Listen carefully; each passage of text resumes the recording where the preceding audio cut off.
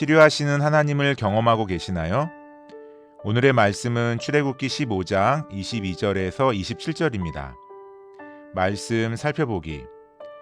그 후 모세는 이스라엘을 이끌고 홍해에서 수르 광야로 들어갔습니다.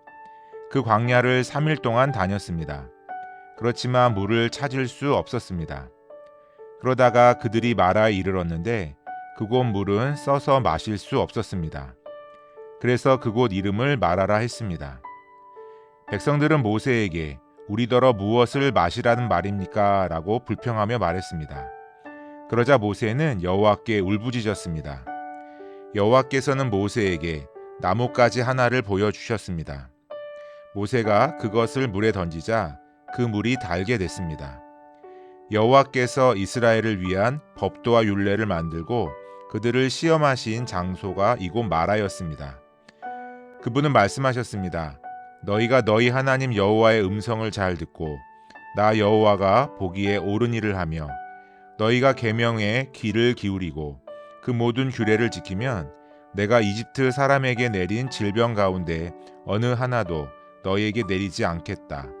나는 너희를 치료하는 여호와다. 그 이스라엘은 엘림으로 갔습니다. 그곳에는 12개의 샘과 종려나무 70그루가 있었습니다. 이스라엘은 그곳의 물 가까이에 진을 쳤습니다. 오늘의 팁 26절 치료하는. 히브리어로는 라파로 고치다, 치료하다, 건강하게 하다라는 의미입니다. 말씀 이해하기. 이스라엘 백성은 하나님의 긍휼과 힘을 경험하고 벅찬 감격과 감사의 고백을 간직한 채 수르 광야로 들어갑니다. 하지만 광야의 환경은 만만치 않았습니다. 3일 동안 물을 찾을 수 없게 되자 그들의 감격과 감사는 모두 사라집니다.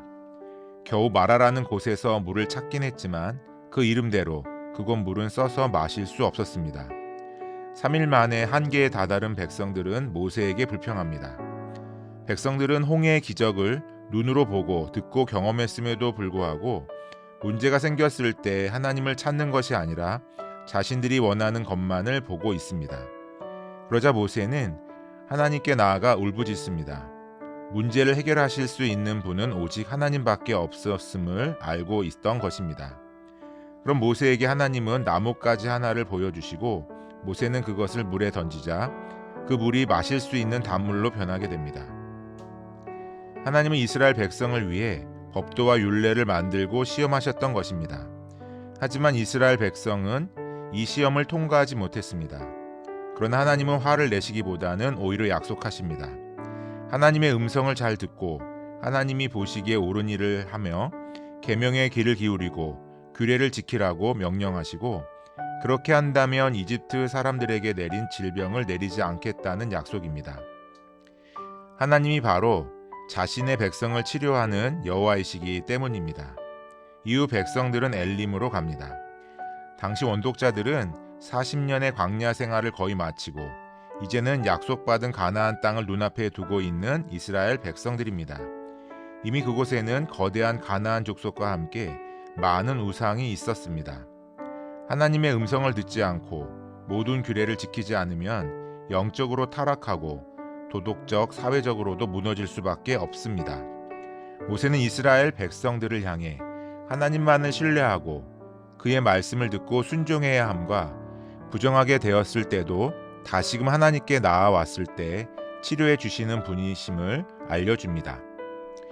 오늘을 살아가는 우리들 또한 알게 모르게 하나님의 말씀대로 살기보다 내가 보고 느끼는 것을 기준으로 하나님을 판단할 때가 있습니다.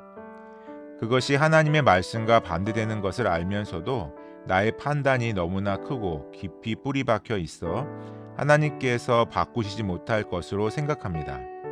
하지만 우리가 믿음으로 고백하고 순종할 때 마시지 못할 물도 바꾸어 주시고 우리가 두려워하는 모든 것을 치료하시고 고치시는 하나님이 우리를 은혜의 물가로 인도하실 것입니다. 말씀 따라 살아가기. 하나님도 하실 수 없는 일이라고 생각되는 일이 있나요? 그것을 통해 하나님께서 나에게 알려주고 싶으신 것이 무엇인지 하나님의 뜻을 구해봅시다. 말씀대로 기도하기. 모든 그리스도인이 사회에 만연한 죄악에 빠져 무기력하게 사는 삶을 벗어버리고 하나님을 전적으로 신뢰함으로 그로부터 오는 은혜를 누리도록 함께 기도합시다.